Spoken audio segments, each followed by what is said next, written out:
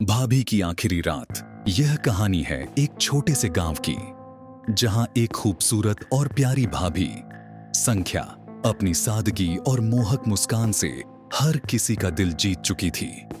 लेकिन एक दिन वह मुस्कान हमेशा के लिए खामोश हो गई। संख्या की मौत का रहस्य ऐसा था जिसने पूरे परिवार और गांव को दहला दिया। पुलिस की रिपोर्ट ने इसे आत्महत्या करार दिया, लेकिन इस घटना के बाद जो हुआ उसने हर किसी को सोचने पर मजबूर कर दिया कि क्या यह आत्महत्या थी या कुछ और। अध्याय 1। संख्या की मौत का दिन। घर के सभी सदस्य एक रिश्तेदार की शादी में गए हुए थे।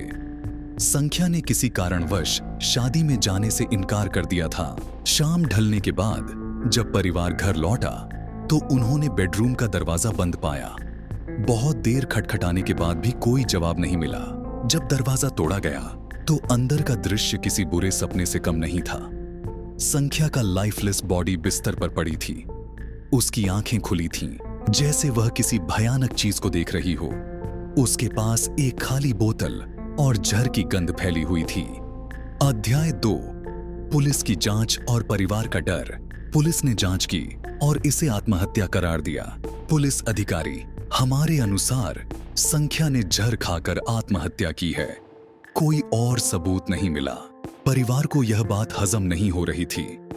संख्या खुशमिजाज और जिंदा दिल थी। आत्महत्या का कोई कारण नहीं दिख रहा था। शव को घर के पीछे दफना दिया गया। उस रात पूरा परिवार संख्या के कमरे में जाने से डर रहा था। अध्याय 3। पहली मौत। संख्या की मौत के 4 दिन बाद घर में पहली अजीब घटना हुई। आधी रात को छोटे बेटे अर्जुन की चीख सुनाई दी। जब परिवार उसके कमरे में पहुंचा तो अर्जुन खून से लथपथ बिस्तर पर पड़ा था। उसकी गर्दन पर गहरे निशान थे, जैसे किसी ने उसका गला घोंट दिया हो। लेकिन कमरे में कोई नहीं था। परिवार का बड़ा बेटा: यह आत्महत्या नहीं हो सकती, यह संख्या की आत्मा है जो बदला लेना चाहती है। अध्याय 4। मौतों का सिलसिला। हर 4 से 5 दिन के अंतराल पर परिवार का एक सदस्य मर जाता। कभी किसी की गला दबाकर हत्या हो जाती, कभी किसी को सीढ़ियों से गिरा हुआ पाया जाता। घर में अजीब अजीब आवाजें आने लगीं। दीवारों पर संख्या की परछाई दिखाई देती। उसकी हंसी गूंजती। हर रात उसकी आखिरी चीख सुनाई देती: मुझे मत छोड़ो। अध्याय 5। आखिरी सदस्य और फादर जेवियर। अब परिवार में केवल बड़ा बेटा आदित्य बचा था। वह पूरी तरह टूट चुका था। उसने गांव के चर्च के फादर जेवियर से मदद मांगी। आदित्य, प्लीज मेरी मदद कीजिए। मेरी भाभी की आत्मा हमें मार रही है। मैं अकेला बचा हूं। फादर जेवियर ने परिवार के इतिहास के बारे में पूछताछ की। उन्होंने संख्या के कमरे में जाकर प्रार्थना की। तभी कमरे की लाइट बुझ गई और संख्या की आत्मा प्रकट हुई। अध्याय 6। संख्या की आत्मा का खुलासा। संख्या की आत्मा ने रोते हुए कहा, मैंने आत्महत्या नहीं की, मुझे मारा गया था। इस घर की दीवारों के अंदर एक खुफिया गुप्त रास्ता है। उस रात कोई मुझे मारने आया था। मैंने बहुत चीखने की कोशिश की, लेकिन किसी ने नहीं सुना। संख्या ने यह भी बताया कि यह घर शापित है। वर्षों पहले यहां एक तांत्रिक ने अपनी आत्मा को अमर बनाने के लिए काले जादू का अनुष्ठान किया था।